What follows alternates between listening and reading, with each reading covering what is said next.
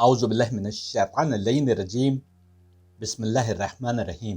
B J پی کی پورو پروکتا نپور شرما کے بیان پر اٹھا بوال نہ کیول بھارت میں بلکہ انیک دوسرے دیشوں میں بھی گرمایا ہوا ہے۔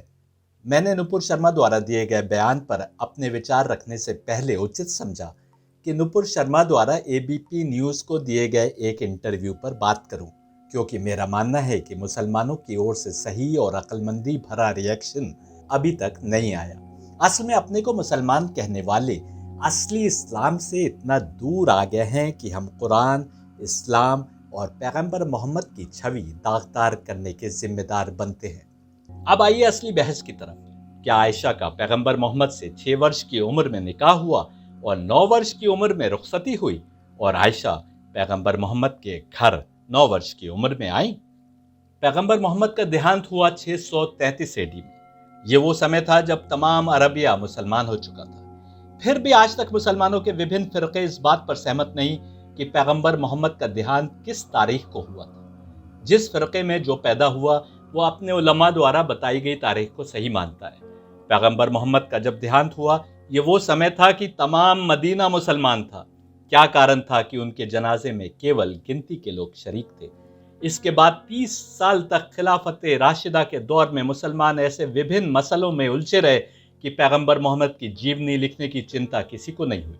اس سمے میں قرآن کے سنکلن پر کام ہو گیا، یہی بڑی بات تھی۔ اس کے بعد بنی امیہ کا دور آیا۔ امید ڈائنیسٹی کی حکومت 661 عیسوی سے 750 عیسوی تک چلی۔ آپ کو جان کر حیرت ہوگی کہ 90 ورش کے اس انترال میں ادھیکانش سمے ایسا تھا جب پیغمبر محمد پر ایک لائن لکھنے کی سزا موت تھی، یعنی کوئی پیغمبر محمد کی جیونی نہیں لکھ سکتا تھا۔ یہ وہ لوگ تھے جو اپنے کو مسلمان کہتے تھے۔ ایسا کیوں تھا یہ آپ تبھی سمجھ سکتے ہیں جب نور اور ظلمت کے کام کرنے کے طریقوں کو سمجھے۔ یزید کی حکومت میں مسجد نبوی پر ایسا حملہ ہوا کہ وہاں عورتوں کا کھل کر ریپ ہوا۔ مسجد نبوی میں شرن لینے والی عورتوں کو بھی نہیں چھوڑا گیا۔ لوگ کہتے ہیں کہ یزید کا حکم نہیں تھا بلکہ اس کے کماندار نے اپنے آپ یہ سب کچھ حکم دے دیا۔ سوال کرتا ہوں، یزید کا حکم نہیں تھا تو کیا کماندار پر کوئی مقدمہ چلا؟ تاریخ کھنگال کر بتاؤ کہ کیا کوئی مقدمہ چلا؟ کیا کسی کو اس بات کے لیے سزا دی گئی؟ پیغمبر محمد کی جیونی پر جو کچھ بھی لکھا گیا وہ ان کے دیہانت کے قریب 200 ورش بعد یا اور بعد میں لکھا گیا، جب مسلمان اس پر متفق نہیں کہ ان کا دیہانت کس تاریخ کو ہوا تھا جبکہ پورا مدینہ مسلمان تھا، تو مسلمانوں سے یہ کیسے سمجھا جا سکتا ہے کہ انہوں نے ہر جگہ ٹھیک ٹھیک حدیثیں بیان کی ہوں گی؟ ایسے میں کنفیوژن پھیلنا لازمی تھا کہ 200 سال تک کوئی کتاب نہیں لکھی گئی، کچھ بھی کام نہیں ہوا پیغمبر محمد کی جیونی کو سنبھال کر بٹور کر لکھنے کا۔ جانتے بوجھتے یا انجانے میں انیک حدیثیں ایسی آ گئیں جو سچ سے پرے تھی۔ پیغمبر محمد کی زندگی کے واقعات اور ان کے کتھنوں یعنی حدیثوں کے انیک سنگرہ کیے گئے، لیکن مسلمانوں نے ان انیک کتابوں میں سے 6 کو صحیح کا درجہ دیا اور یہ گرنتھ مسلمانوں میں ادھک لوکپری ہو گئے۔ لیکن مسلمانوں کا ہر فرقہ حدیث اور پیغمبر محمد کی جیونی پر آدھارت ان کتابوں کو پورا کا پورا صحیح نہیں مانتا، جیسے کہ شیعہ فرقہ ان 6 کتابوں کو پورا کا پورا صحیح نہیں مانتا۔ وہ انیک کچھ کتابوں کو زیادہ اوتھینٹک مانتے ہیں، لیکن حقیقت یہ ہے کہ سنی ہو یا کہ شیعہ، سب کی کتابوں میں صحیح اور غلط حدیثوں کا مشرن ہو گیا۔ ایسی ایسی بے تکی حدیثیں ہیں کہ آپ سنیں گے تو ہنسیں گے۔ یہی کارن ہے کہ پیغمبر محمد نے ایک استھان پر سویم کہا تھا کہ میری کوئی حدیث یدی تم کو قرآن سے ٹکراتے نظر آئے تو اس کو دیوار پر مار دو۔ ظلمت کام کر رہی تھی، ظلمت کیریکٹر اسیسینیشن کے لیے ایسے ایسے کام کر رہی تھی کہ علی کی مسجد میں نماز کی حالت میں جب شہادت ہوئی تو ڈیمسکس میں لوگ پوچھا کرتے تھے کہ علی کا مسجد سے کیا سروکار؟ علی کیا نماز بھی پڑھتے تھے؟ وہ علی جو پیغمبر محمد کے شانہ بشانہ کھڑے ہو کر اسلام کو پھیلانے کے لیے اور اسلام کا سنرکشن کرنے کے لیے جو اس وقت بالکل ابتدائی سٹیج میں تھا، ہر طریقے سے ہر قربانی دیتا رہا، اور جو عبادتوں کی منزل میں ایسا تھا کہ جب وہ نماز کی حالت میں بے سدھ ہو جاتا تھا تو لوگ فاطمہ کے پاس آ کر کہتے تھے کہ علی نماز کی حالت میں مر گئے، اور فاطمہ پوچھتی تھی کہ تم نے علی کو کیسا پایا؟ تو وہ جب علی کی کیفیت بتاتے تھے تو فاطمہ کا جواب یہ ہوتا تھا کہ علی کی عبادت الہی میں اکثر ایسی حالت ہو جاتی ہے۔ وہ علی جن کے پیر میں تیر لگ گیا اور تیر ہڈی میں ایسا پیوست ہو گیا کہ جب نکالنے کی کوشش ہوتی تھی تو علی تڑپ جاتے تھے، لیکن کسی نے رائے دی کہ جب علی نماز میں ہو تب یہ تیر نکالنا۔ نماز میں وہ ایسا اپنے رب کی عبادت میں مشغول ہوئے کہ پیر سے تیر نکل گیا اور ان کو پتہ بھی نہیں چلا۔ اس علی کے لیے ڈیمسکس میں جو معاویہ کی حکومت کی راجدھانی تھی، وہاں لوگ پوچھا کرتے تھے کہ علی کا نماز سے کیا سروکار۔ یہ پروپیگنڈا ہو چکا ہے اسلامک دنیا میں۔ ظلمت نے ان لوگوں کے کیریکٹر کو اسیسنیٹ کرنے کی پوری کوشش کی کہ جو حق کے نمائندے تھے۔ تم یدی ساتوک سوچ نہیں رکھتے ہو اور اپنی روح کو پاکیزگی کی راہ پر نہیں لگائے ہو تو یاد رکھو تم بھی ظلمت کے ایجنٹ بن سکتے ہو، جانے یا انجانے میں۔ اصل میں تو سنی بھی اس بات کو مانتے ہیں کہ ان 6 کتابوں میں جن کو صحیح کا درجہ دیا گیا، جو کچھ ہے وہ سب صحیح نہیں ہے۔ اسی کارن سعودی عرب آدی سے ان صحیح کتابوں کے بھی ایڈیٹڈ ورژن چھپ کر آئے ہیں۔ یدی ایڈیٹنگ ہو کر کتاب آ رہی ہے تو اس کا ارتھ صاف ہے کہ آپ مان رہے ہیں کہ پہلے جو کچھ تھا وہ سب کچھ صحیح نہیں تھا، لیکن کیونکہ مسلمانوں کا ادھیکانش فوکس غیر مسلم نہیں بلکہ ان کے آپس کے وبھن فرقے ہیں، اس لیے ادھکتر ایڈیٹنگ دوسرے دھرم کے ماننے والوں کو نظر میں رکھ کر نہیں ہوتی بلکہ مسلمانوں کے ہی دوسرے فرقوں کو نظر میں رکھ کر ہوتی ہے کہ کہیں دوسرے فرقے کے ماننے والوں کی بات کی پشٹی تو نہیں ہو رہی۔ یہی کارن ہے کہ سید حیدر کہتا ہے کہ سنی شیعہ آدی انتر کا اسلام سے کوئی تعلق نہیں، یہ انتر پیغمبر محمد نے نہیں بنایا بلکہ بعد کے مسلمانوں نے بنایا۔ حق اور حقیقت اس سے بھن ہے جو کچھ وبھن فرقوں یعنی سیکٹس میں بٹ کر اور بند کر ہم مان رہے۔ کہیں سمے کے ساتھ حدیثوں میں بدلاؤ آ گیا، کہیں جانتے بوجھتے کچھ لوگوں کی اہمیت کو بڑھانے کے لیے حدیثیں گڑھی گئیں، کہیں دنیا پرست لوگوں نے حکمرانوں کی یا ان کے پریوار کے لوگوں کی یا ان کے باپ داداؤں کی عزت بڑھانے کے لیے حدیثیں گڑھی، اور بھلے ہی صحیح ہوں یا غلط، سب کچھ حدیثوں کی وبھن کتابوں میں درج ہو گیا۔ ذرا سوچئے بنی امیہ کے دور میں کیوں پیغمبر محمد کی زندگی پر ایک لائن لکھنے کی سزا موت تھی؟ اس لیے کہ جب ایک بھی لائن اس سمے کی لکھی جائے گی تو یہ صاف صاف لکھا جائے گا کہ جو حکمران ہیں، ان کے باپ، ان کے دادا، ان کے پردادا کیسے ہر کوشش کر رہے تھے اسلام کو مٹانے کی۔ تو اب تم دین میں آ گئے تھے، اب تو تم کو حق اور باطل کے بیچ تمیز کرنا چاہیے تھا، لیکن یدی تم نہیں کر رہے تو اس کا مطلب تم اپنے باپ داداؤں کی غلطیوں کو چھپا رہے ہو اور راج پاٹ کے لیے مسلمان بنے بیٹھے ہو۔ اس میں شک نہیں کہ 6 ورش میں نکاح اور 9 ورش میں رشتہ بننے کی روایت صحیح بخاری میں ہے، اور مسلمان صحیح بخاری کو حدیث کی صحیح کتابوں میں گنتے ہیں، لیکن انہی کتابوں میں موجود دوسری حدیثوں سے ترک نکال کر ہم ثابت کریں گے کہ 9 ورش کی عمر میں شادی ہونے والی حدیث غلط ہے، اور شادی کے سمے عائشہ کی عمر قریب 17 ورش یا اس سے ادھک تھی۔ جیسا ہم نے دیکھا، صحیح بخاری کی ایک روایت کہہ رہی ہے کہ جب عائشہ کا وواہ ہوا اس سمے ان کی عمر 9 ورش تھی۔ ظاہر ہے جو کچھ حدیثوں میں آیا ہے وہ سب سطح پر آدھارت نہیں ہے، ہمیں ان حدیثوں کو عقل کی روشنی میں دیکھنا ہوگا۔ ایسا اس لیے کہ اسلام نابالغ لڑکی سے شادی کی اجازت نہیں دیتا۔ ہم کو سمجھنا ہوگا کہ کیوں افطار محمد نے سوئم کہا کہ یدی میری کوئی حدیث تم تک پہنچے جو قرآن سے ٹکرا رہی ہو تو اس کو دیوار پر دے مارو، پر آلوچک تو آلوچک ہیں، وہ بیٹھے ہی ہیں آلوچنا لائق مواد اکٹھا کرنے کے لیے۔ وہ ایسی حدیثوں کو دل سے لگا لیتے ہیں اور بھول جاتے ہیں کہ وہ ظلمت یعنی تمس کے مہرے بن کر لوگوں کو حق اور حقیقت سے دور کرنے کا کام کر رہے ہیں۔ شادی کے سمے عائشہ کی عمر کو لے کر جو روایتیں آئی ہیں ان میں ادھیکانش روایتیں ہشام بن عروہ کے مادھیم سے آئی ہیں، جس نے اپنے پتا سے روایت کی۔ عائشہ کی پیغمبر محمد سے شادی اتنی بڑی بات تھی کہ یدی ان کی عمر اتنی کم ہوتی کہ اس پر نگاہ اڑتی تو بہتیروں نے اس کی چرچا کی ہوتی، نہ کہ کیول 2-3 نے۔ کیا یہ بڑی بات نہیں ہے کہ جس مدینہ میں پیغمبر محمد اور عائشہ کا وواہ ہوا اس میں ہشام بن عروہ کے اترکت کوئی اور نہیں تھا جو عائشہ کی اس سمے عمر کو لکھتا۔ ہشام بن عروہ نے اپنی عمر کے 71 ورش مدینہ میں گزارے، اور پھر جب وہ عراق چلے گئے تو ان کے پیچھے مدینہ میں مالک ابن انس جیسے ان کے انیک شاگرد تھے۔ مالک کوئی چھوٹی موٹی ہستی نہیں ہے، بلکہ ان کے نام پر مسلمانوں میں مالک کی فرقہ موجود ہے۔ مالکی نے بھی عائشہ کی عمر پر کوئی روایت نہیں لکھی۔ جن لوگوں نے یہ روایت نقل کی ہے وہ عراق کے راوی ہیں جنہوں نے ہشام سے اس بارے میں سنا۔ کتاب تہذیب التہذیب जो विभिन्न रावियों यानी हदीसों के लिखने वालों की जीवनी और उनके कथनों की हकीकत पर बहस करती है, कहती है कि याकूब इब्न शाइबा के अनुसार हिशाम द्वारा की गई रिवायतें विश्वसनीय हैं सिवाय उनके जो इराक के लोगों के माध्यम से आईं। किताब कहती है कि मालिक इब्न अनस स्वयं हिशाम से आई उन रिवायतों को विश्वसनीय नहीं मानते थे जो इराक के लोगों के माध्यम से पहुंची। आप आज उन रिवायतों की विश्वसनीयता पर बहस कर रहे हैं। आज से 1200 साल पहले मालिक इब्न अनस या दूसरे अनेक बड़े उलमा इन रिवायतों को सही नहीं मानते थे। मीज़ानुल एतदाल एक और पुस्तक जो हदीसों की रिवायत करने वालों पर बात करती है, लिखती है कि उम्र के आखिरी हिस्से में हिशाम की याददाश्त खो गई थी। यानी हिशाम जब मदीना छोड़कर इराक गए तब तक उनकी याददाश्त जा चुकी थी। इराक के ही रावियों ने वो रिवायतें नकल की जो 6 वर्ष की उम्र में आयशा के निकाह और 9 वर्ष की उम्र में पैगंबर मोहम्मद से रिश्ता बनने की बात करती हैं। और उस समय की छपी दूसरी किताबें लिख रही हैं कि हिशाम जब इराक गए तो उनकी याददाश्त जा चुकी थी।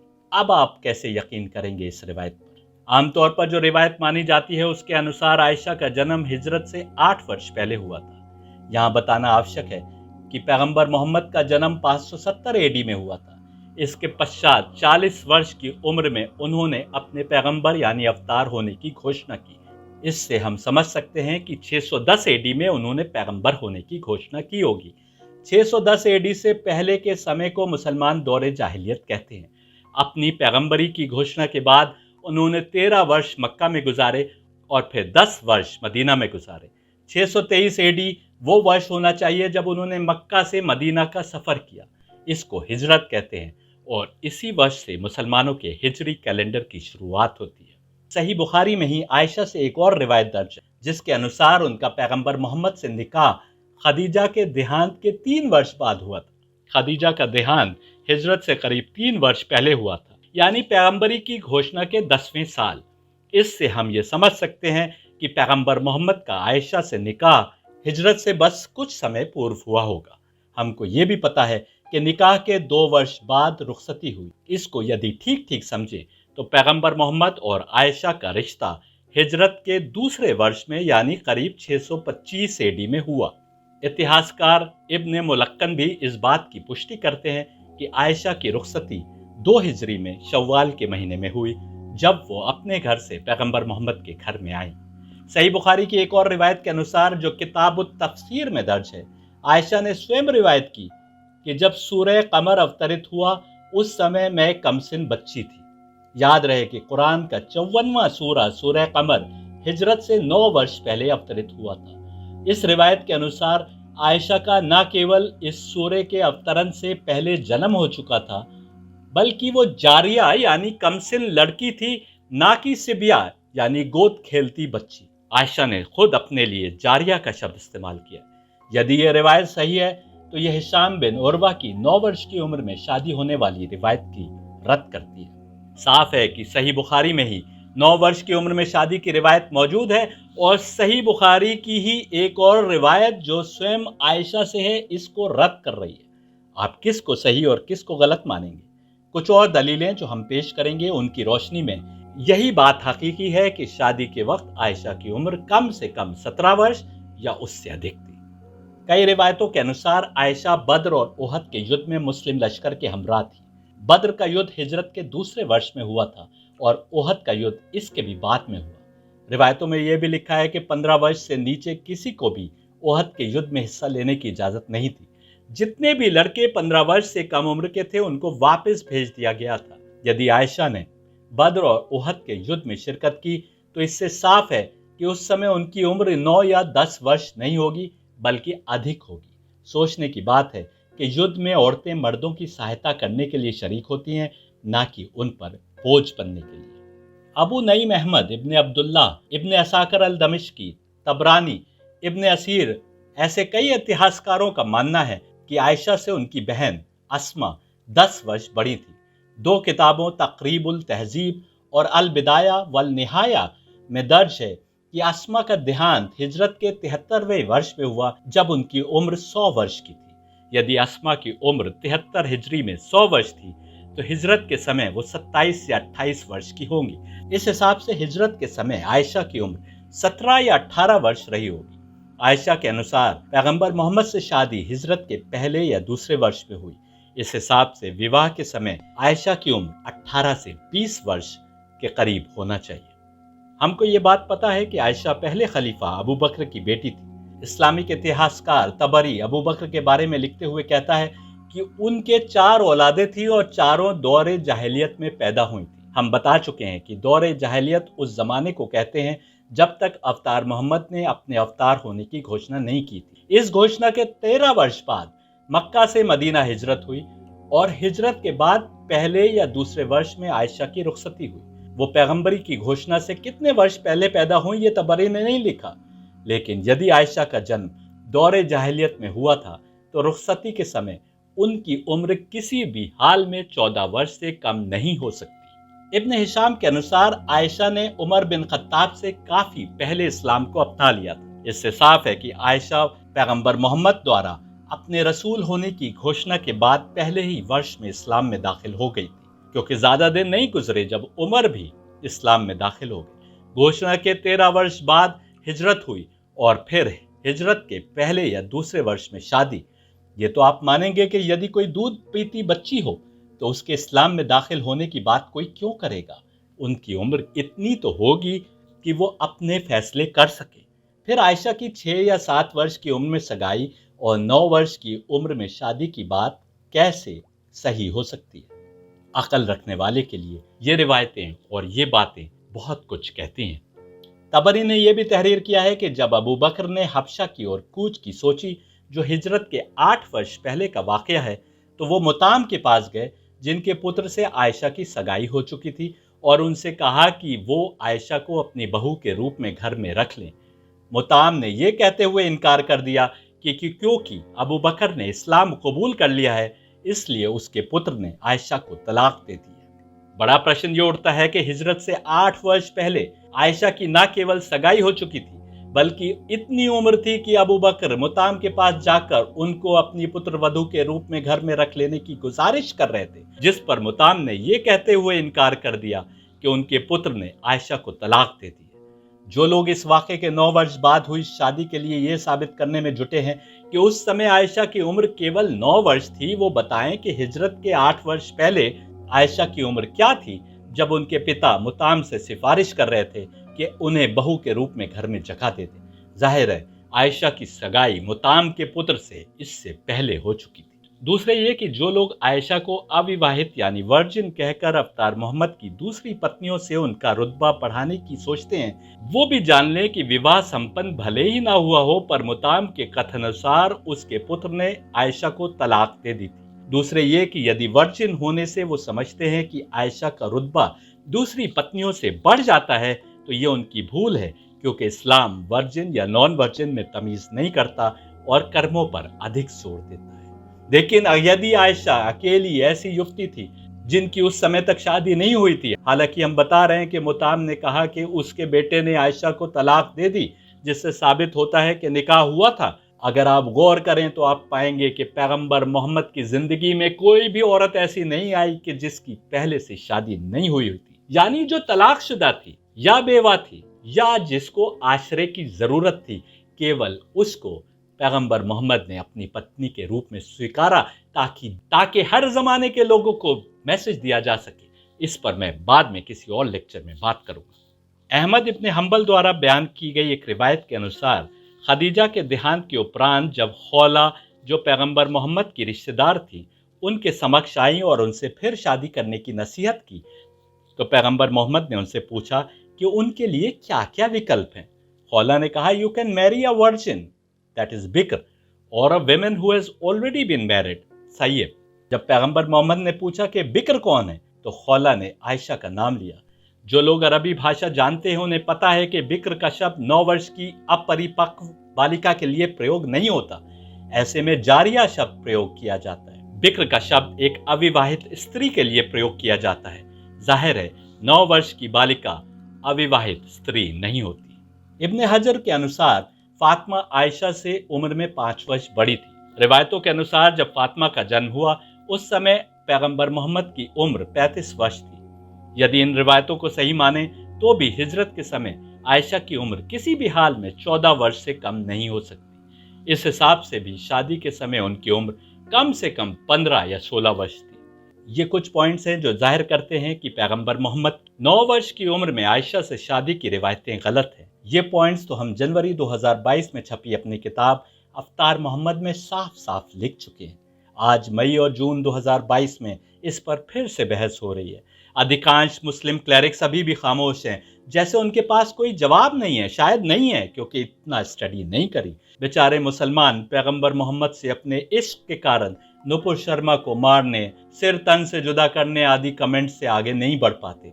ना तो उनको उत्तर बताए गए, ना उन्होंने स्वयं ये उत्तर पब्लिक के सामने किए। सैयद हैदर द्वारा बताए जाने के बाद अनेक लोग जोर शोर से इन बातों को दोहराएंगे। जितना भी दोहराएंगे, हकीकत उतना ही खुलकर सामने आएगी। जैसा हम बता चुके हैं कि ऐसी अधिकांश रिवायतें हिशाम बिन उर्वा के माध्यम से इराकी इतिहासकारों ने लिखी हैं। ना ही अरब कायदा था और ना ही पैगंबर मोहम्मद ने आयशा से कम उम्री में विवाह किया। अरब के लोगों ने उसका विरोध इसलिए नहीं किया क्योंकि ऐसा कुछ हुआ ही नहीं। जुल्मत यानी तमस ने ऐसी रिवायतों को किताबों में दर्ज कराया, ठीक वैसे जैसे इंद्रदेव को दिखाया कि कैसे वो जमीन पर आकर जंगल में स्त्रियों से रिश्ते बनाते हैं, जिस रिश्ते से बच्चे तक जन्म लेते हैं। जबकि एक उपनिषद साफ साफ कह रहा है कि इंद्रदेव कौन है, किसने उनको देखा, वो तो आए ही नहीं। पर उसके बावजूद किताबों में ऐसी रिवायतें गढ़ी हुई लिखी हुई हैं।